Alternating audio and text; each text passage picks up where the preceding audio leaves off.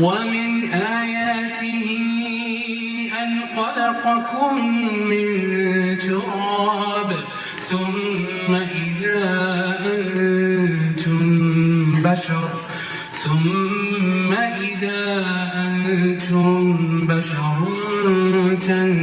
تنتشرون ومن آياته أن خلق لكم من أنفسكم أزواجا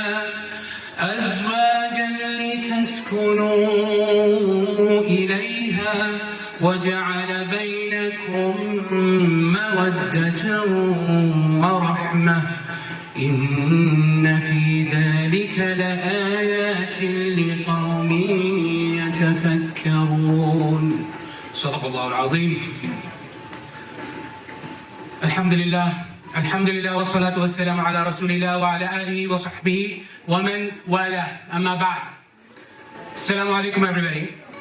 What we recited was a passage from Surah Al-Rum, which is often the favorite selection of all wedding events. All of the Qur'an, they come and they recite this passage and they briefly translate it, and we never really get into the true meaning of the ayat. So I'll just take a few minutes just to talk about these beautiful, beautiful verses, but I'll just focus on one for now. Allah subhanahu wa ta'ala says in the last ayah that I recited, which is وَمِنْ آيَاتِهِ, and from his miraculous signs, I'll roughly translate, وَمِنْ آيَاتِهِ أَنْ خَلَقَ لَكُم مِّنْ أَنفُسِكُمْ أَزْوَاجًا, that he created from yourselves spouses, mates, لِتَسْكُنُوا إِلَيْهَا, so you may find tranquility among them. وَجَعَلَ بَيْنَكُمْ مَوَدَّةً وَرَحْمَةً, and he made love and mercy between you. إِنَّ فِي ذَلِكَ لَآيَاتٍ لِقَوْمٍ يَتَفَكَّرُونَ, in it are truly signs for those who contemplate. Let's dive into just a little bit about what these mean. Let's talk about zawj, and the plural is azwaj. It means a couple, a couplet, two things that are incomplete without each other. So just by this word itself, it doesn't mean just two things of the same kind. It means two things that complete each other. Without their unit with each other, they are not a unit without each other. So that's what zawj means. So Allah subhanahu wa ta'ala says, and he made وَخَلَقَ لَكُم مِّنْ أَنفُسِكُمْ أَزْوَاجًا. And these two things, these two entities, the zawj, that are incomplete without each other, they are from each other. Just like Adam alayhi salam was created by Allah subhanahu wa ta'ala, God, there's some English-speaking folk here, so I'll use a lot of English terms if that's okay. God created Adam, and Eve was created from Adam. God did not separately create Eve. That itself is a beautiful thing because there's compatibility. Adam, astaghfirullah, may Allah forgive us, right? He was not from Mars, and Eve was not from Venus. Eve was created from Adam. Great. So there's a beautiful thing there. We understand about the couplet, that they complete each other. We know that they're one and the same. They're from each other. And then God says, وَخَلَقَ لَكُمْ, and we have created as a favor to you. We have created for you such a thing. It is a blessing that God is talking about. وَخَلَقَ لَكُم مِّنْ أَنفُسِكُمْ أَزْوَاجًا, and he made them, this couplet, for you, as a favor to you, a couplet that completes each other. Adam was not in heaven alone. Heaven was not heaven for Adam without Eve.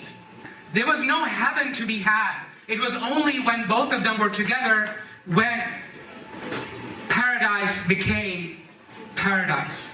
Now, the ayah builds on. This is already very beautiful. Then God says, we created this couple لِتَسْكُنُوا إِلَيْهَا, so that you find sukoon in each other. What does that mean? Two dimensions can be looked at. Sukoon in Arabic means two things. It is a place to stay. So you find a home in your spouse. You find the homeliness in the spouse. That's one understanding, one dimension of sukoon.